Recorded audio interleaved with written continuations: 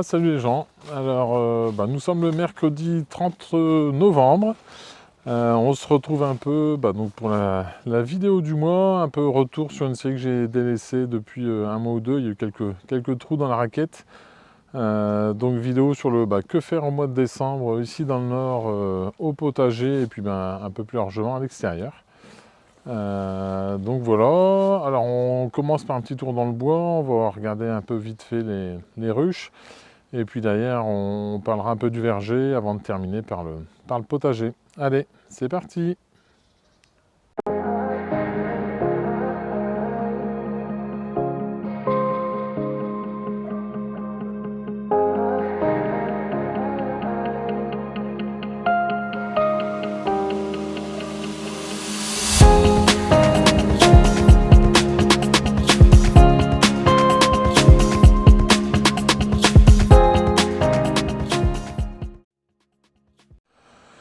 Alors, on est au rucher. Donc, au rucher, au mois de décembre, c'est plutôt très très calme. Alors, en fait, j'ai attaqué l'hiver avec 5 ruches. Je vais faire un petit point. Donc, j'ai perdu déjà la ruche de gauche. Grosse attaque de frelons sur le mois de novembre qui ont fait un dégât phénoménal. Ils ont intégralement tué la ruche. Donc, de 5, je passe à 4 ruches. On va espérer que les autres passent l'hiver assez correctement. Alors là, il n'y a pas du tout d'activité, comme vous pouvez le voir. Alors, pas d'activité puisque il fait froid, donc on fait pas loin de 10 degrés, c'est hyper humide. Par contre, les abeilles, elles ont fait quand même un peu de boulot, c'est-à-dire qu'elles ont fait du nettoyage. On voit, elles ont évacué des cadavres d'abeilles. Et puis là, à côté, on en a une qui a l'air de vouloir prendre, alors pas le soleil parce qu'il n'y en a pas, mais bon, qui passe son nez vers l'extérieur. Donc c'est déjà le signe que dans la ruche, c'est vivant, que pour l'instant ça passe l'hiver. Donc l'hiver, surtout décembre, on ne touche pas du tout aux ruches, on n'y fait rien, on laisse faire la nature, on les laisse tranquilles, de manière à ce qu'elles puissent passer l'hiver la meilleure des façons. On les laisse faire. Voilà. Allez, maintenant, on va aller voir le verger. Alors, nous voilà arrivés au verger. Bon, les arbres ont perdu leurs feuilles. Alors, dans les choses à faire un peu au verger, en cette période hivernale humide du nord, et donc dans les choses à faire, c'est prendre soin des arbres. Donc là par exemple, celui-ci commence à être envahi par le lierre, donc il va falloir s'amuser à ôter le lierre. Une fois que ça ce sera fait, alors une fois que ça se sera fait, et derrière il faut pas hésiter à brosser le tronc. Donc on peut brosser le tronc de l'arbre à la brosse. Et puis derrière, afin de le protéger des insectes hivernants qui viennent se nicher dans les creux de l'écorce, soit faire un traitement à base d'huile blanche, ou alors blanchir les troncs à l'ancienne avec un mélange de choses qui aide à détruire un peu tous ces insectes d'une manière, on va dire, un tant soit peu naturelle. Dans les choses aussi à faire l'hiver, on va pouvoir attaquer en dehors des périodes de gel un peu la taille, en commençant comme là ici sur celui-là, par les arbres les plus anciens, et puis on finit sur la taille par les arbres les plus jeunes, qui eux peuvent éventuellement être sensibles au gel. Donc là cette année, ceux-ci vont devoir passer à la taille, puisque ça fait un moment qu'ils n'y sont pas passés. Belle saison l'automne par chez nous dans le nord. Donc voilà, grosso modo, ce qu'il y a à faire sur le mois de décembre au verger. Ah, tiens. Une survivante. Hop. Et ben, elle va aller dans la poche pour le goûter. Hop. Donc voilà, comme je disais, un peu ce qu'on a à faire au verger sur la période hivernale, là, ici en ce mois de décembre. Alors, une dernière petite chose encore au verger, on retourne à la maison et je vous parle de ça à la maison. Bon, nous voilà revenus à la maison. Donc pour terminer ce que j'étais en train de dire sur la partie verger, donc une chose importante à faire ici cette fin novembre, début décembre au verger, en fait on est sur le meilleur mois de la plantation, donc la Sainte-Catherine, comme le dit l'adage, tout bois prend racine. Donc c'est vraiment la bonne période pour faire des plantations, l'idéal ayant été de leur préparer ces trous quelques jours à l'avance. Je vous en dis pas plus, ça sera l'objet d'une future vidéo, puisque, alors je vous montre ça tout de suite, j'ai racheté un petit prunier, variété Thème Cross, donc une variété tardive, qui va donner ça à peu près au mois de septembre, donc après mon retour de vacances, de manière à ce que je puisse déguster quelques prunes. Les autres variétés que j'ai à la maison sont plus hâtives, et du coup j'ai toujours beaucoup de mal à en manger, parce qu'elles sont archi mûres quand je rentre, et pourries quoi, en fait, pour faire simple. Donc voilà.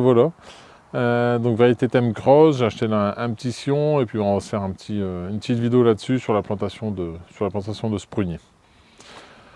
On va se mettre un peu à l'abri du froid dans la serre et puis on va parler un peu de ce qu'on a à faire au potager sur le mois. Bon, nous voilà de retour dans la serre, au chaud, entre guillemets. En ce moment, on a des températures aux alentours des 9 degrés la journée, donc c'est un peu frais, surtout beaucoup de brouillard, beaucoup d'humidité. Donc c'est vraiment pas le top. Retour dans la serre pour parler de quoi ? Pour parler un peu de ce qu'on peut faire au potager au mois de décembre. Donc le mois de décembre, on est quasiment un des mois les plus calmes de l'année pour une bonne et simple raison.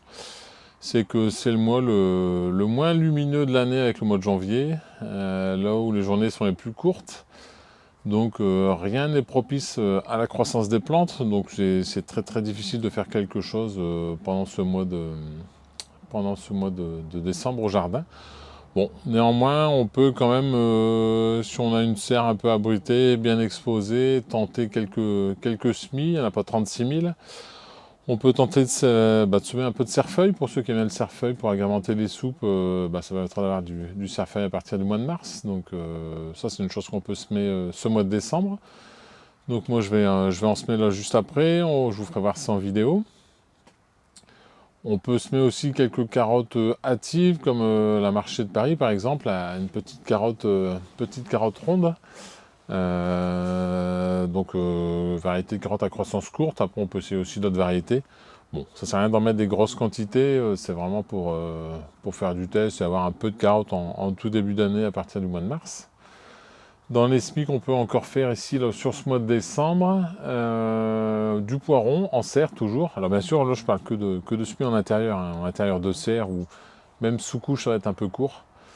Donc en intérieur on peut semer, je viens de dire quoi, des poirons, donc toutes les variétés de poirons comme du hâtif d'Annonay ou du petit provençal qui résistent au froid. Et puis ils seront abrités des grosses gelées dans la serre, donc ça posera pas de soucis particuliers. Donc moi du petit pois j'en mettrai pas parce que pour l'instant ma serre est loin d'être vide, donc j'ai pas trop la place, donc je vais faire l'impasse sur le petit pois. Je vais tenter les carottes et puis le cerfeuil parce que j'ai du cerfeuil à semer. Après on peut semer aussi un petit peu de radis, donc là je vais juste semer un mètre de radis, donc du petit radis rond, du radis de printemps. Si on le sème là en décembre, on devrait pouvoir le manger en février je pense. Pareil, la croissance sera lente. Mais avec l'allongement de la durée du jour en février, ils démarreront à ce moment-là. Et puis la dernière chose qu'on peut tenter de semer ce mois-ci en intérieur, c'est les laitues, vraiment toutes les laitues hâtives. Donc les laitues hâtives, ça va être la gotte de l'os forcément. Et puis éventuellement la reine de mai, qui est une variété qui pousse très bien tôt en saison. Donc voilà globalement pour les choses qu'on peut faire au potager. Et puis pour certains qui auraient semé du chou-fleur en septembre, et ben on peut tenter de les repiquer là, à cette époque-ci, sous couche ou en extérieur, de manière à ce qu'ils donnent leur récolte pareil au printemps avec le retour des jours longs. Voilà sur cette partie semis, donc exclusivement sous serre, sinon en extérieur c'est sûr ça sera loupé. Dans les choses qu'on a encore à faire sur notre mois de... Ah, je me suis mis accroupi, mais sur ce mois de... Les choses qu'on a encore à faire sur ce mois de décembre au potager, et ben, c'est remuer son tas de compost. Donc remuer le tas de compost de manière à ce que les derniers déchets végétaux posés au-dessus puissent se mélanger au reste, se décomposer plus vite. Et puis qu'on puisse l'étaler au jardin, on va dire fin février, début mars, au moment des plantations. Donc voilà une des choses aussi qu'on peut faire à ce moment-là. Une fois qu'on a remué le compost, c'est pareil, faire comme j'ai commencé à faire, je vous montre ça à côté en vidéo, commencer à stocker des abondements qui vont être étalés au printemps, pareil, février-mars.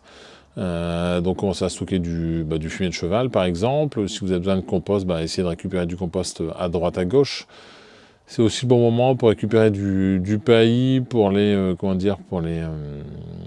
du paillis pour les allées ou les choses comme ça, ou les plantes que vous allez pailler. Au vu de la sécheresse de l'année dernière, je pense que cette année je vais pailler quand même mon parc de fraisiers, puisqu'il a quand même bien souffert. Je me dis qu'avec un petit paillage, il résistera mieux. Donc ça fait partie des objectifs de l'année. Donc stocker tous ces matériaux afin de gagner du temps sur le printemps. Au printemps, dès qu'il y aura une belle journée, ça évitera de courir à droite à gauche pour chercher les matériaux dont on a besoin pour attaquer le jardin. On aura tout à disposition. Alors c'est pas encore le moment de l'étaler parce que le temps n'y est pas, donc ça il faut attendre. Et puis en fait, dans les dernières choses qu'on peut faire encore au potager, puisque ça reste un mois très calme, deux choses restant à faire. La première, ceux qui ont mis des endives, ça va être forcer les endives au jardin. Donc moi j'ai très peu de racines d'endives. Je pense que je ferai le test en vidéo et puis on aura ça pour le mois de janvier, je pense, dans ces eaux-là. Je les arracherai d'ici une semaine, 15 jours. Donc forçage des endives, ou les chicons comme on dit chez nous dans le Nord et en Belgique. Donc ça à faire, on peut commencer à récolter ces racines d'endives, les mettre à forcer à l'intérieur. Moi je conseille de faire ça en plusieurs fois de manière à ne pas tout avoir d'un coup. Ça permet d'étaler la récolte sur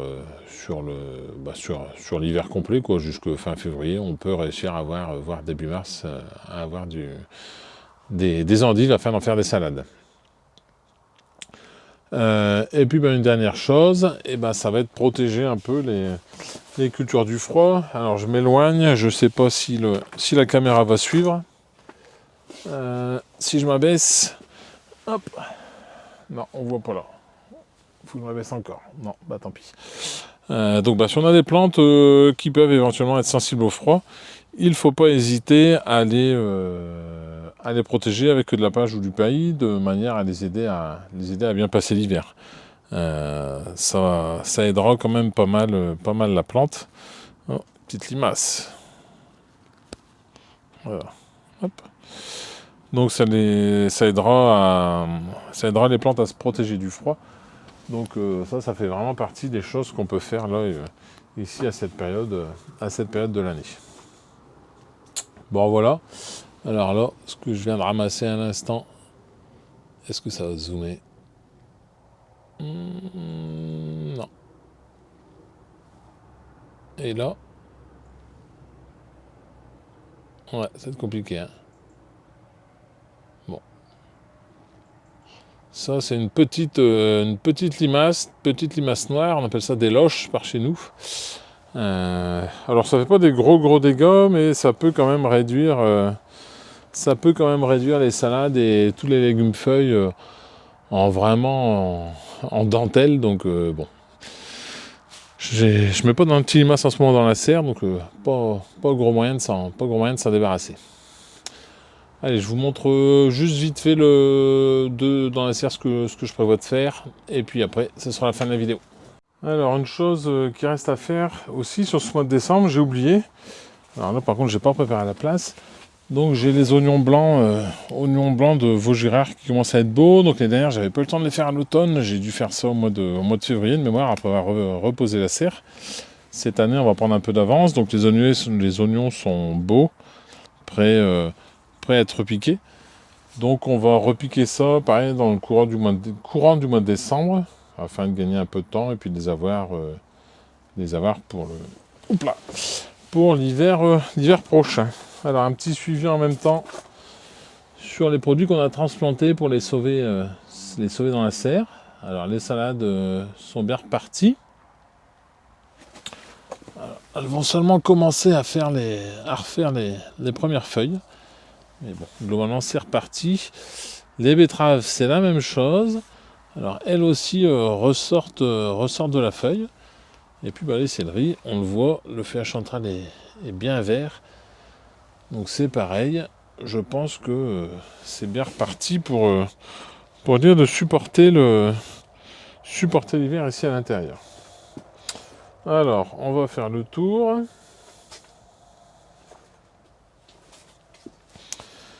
Et puis, juste pour vous montrer... Oula, j'ai failli tomber. Juste pour vous montrer... Alors, pas les salades. Juste pour vous montrer que... Alors, là, ici, à droite... Eh ben, alors, on va arracher le dernier pied de... comment on appelle ça? De poivron, qui va gêner un peu. On va arracher le pied de basilic dans le fond. Et puis, on va tailler un peu le pépino. Parce que alors, le pépino, lui... il s'en met à cœur joie. Il n'arrête pas de fleurir, alors que pourtant c'est plus trop la saison, mais ça n'arrête pas de fleurir. Donc bon, on va le tailler pour gagner de la place, puisque derrière on va vouloir attaquer les premiers semis. La vigne c'est pareil, elle se part de ces belles couleurs automnales. Tout ça c'est super. Je pense que l'année prochaine ça devrait être pas mal. Alors pareil, un peu dans le suivi. Est-ce qu'on va voir quelque chose? Hop. Ouais, impeccable. Non, je vais pas faire une mise au point. Voilà, ça s'en va étant.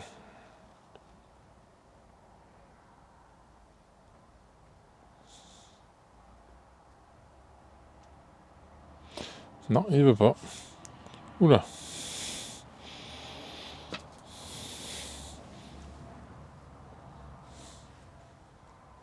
Alors, désolé, ça a dû secouer, je triche un peu. Alors là, on voit les racines sortir. Bon, ça non, ça va pas faire la mise au point. Si je fais comme ça. Non, non plus. Toujours pas faire la mise au point. Bon, c'est pas grave. C'était juste pour vous montrer que le forçage de jacinthe se passe plutôt pas mal. On a les petites pointes de jacinthe qui commencent à sortir. C'est enraciné complètement jusqu'au fond du pot. Donc là, grosso modo, 15 jours avant Noël, on va les rentrer dans une pièce un peu plus chaude. Et puis elles amorceront leur démarrage. Donc les trois ont l'air... peut-être pas celle-là, tiens. Les trois ont l'air partis, sauf... Là, ici, hop, il y en a une qui a l'air... Enfin, je vérifie ça, sinon il y a un papy-mamie qui n'aura pas ces trois belles jacinthes en fleurs. Bon, enfin, voilà, bref.